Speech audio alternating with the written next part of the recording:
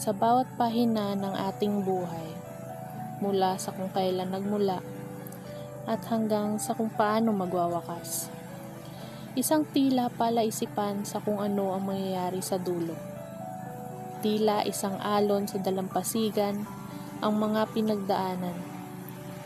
Alon na kalmado, maligalig, at minsan ay dala ng bagyo.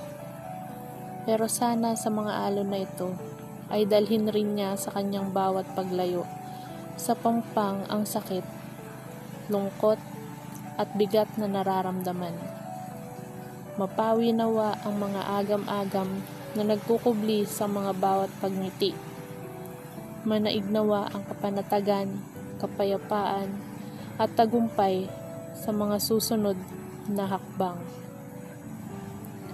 Na kung paanong ang bato ay hinuhubog ng alon sa kanyang bawat paghampas, ay sana ay mahubog rin tayo na maging matatag sa kabila ng unos at mga pagsubok. Isang kalmadong karagatan na singlawak ng ating mga pangarap.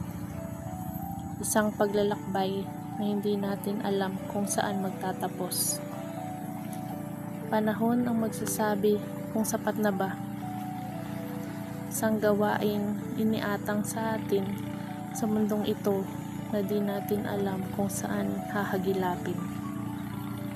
Mga dahilan kung bakit tayo ang nandito sa mundo. Kung ang buhay natin ay mahaba pa, ibig sabihin, hindi pa natin nagagawa ang misyon ng ating pagparito.